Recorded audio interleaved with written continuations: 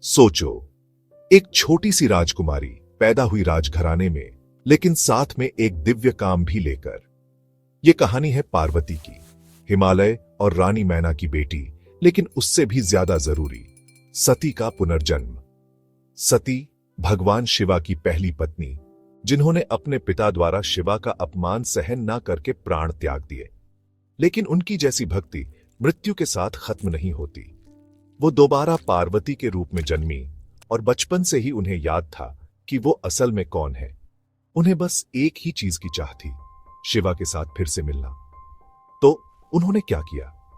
उन्होंने सारे सुख सुविधाएं छोड़ दी, अपना महल छोड़ दिया और एक ऐसी कठिन तपस्या शुरू की जिसे देखकर देवता भी हैरान रह गए। ना खाना, ना पानी, सिर्फ सूखे पत्ते। आखिर में वो भी नहीं। इसलिए उन्हें अपर्णा कहा जाता है, जिन्होंने पत्ते भी त्याग दिए। उनकी तपस्या से स्वर्ग भी हिल गया। ब्रह्मा और विष्णु भी द्रवित हो गए। देवता शिवा के पास गए, उनसे विनती की कि वो पार्वती को स्वीकार करे। लेकिन समाधि में लीन शिवा तैयार नहीं थे। तो उन्होंने पार्वती की परीक्षा लेने का फैसला किया। उन्होंने सप्तर्षियों को पार्वती के पास भेजा, चेतावनियों के साथ उन्हें शिवा की अजीब आदतों के बारे में बताया, उनके भस्म लिपटे शरीर के बारे में, श्मशान में उनके जीवन के बारे में। लेकिन पार्वती अडिग। वो मुस्कुराई और बोली, मुझे उनके सिवा कोई नहीं चाहिए।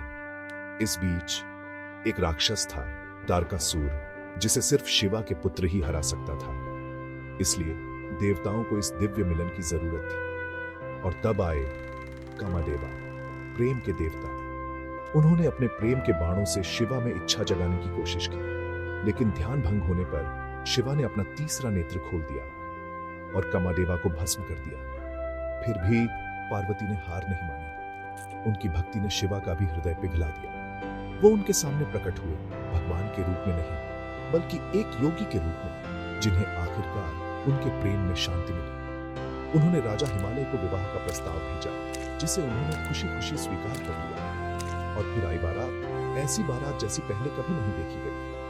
भूत प्रेत गण सभी लोगों के प्राणी उत्सव में नाच रहे थे। नैना देवी पहले तो डर गई, लेकिन ब्रह्मा ने समझाया, ये राक्षस नहीं है, ये सत्य और परिवर्तन के रूप है।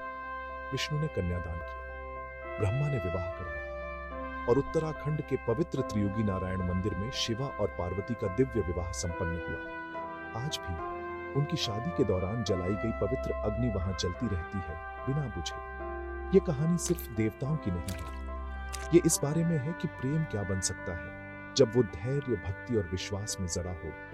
महाशिवरात्रि पर हम इस मिलन को याद करते हैं, सिर्फ मंत्रों और अनुष्ठानों से नहीं, बल्कि ब्रह्मांड के दिव्य संतुलन, शिवा और शक्ति के लिए प्रेम और सम्मान से भरे हृदय से।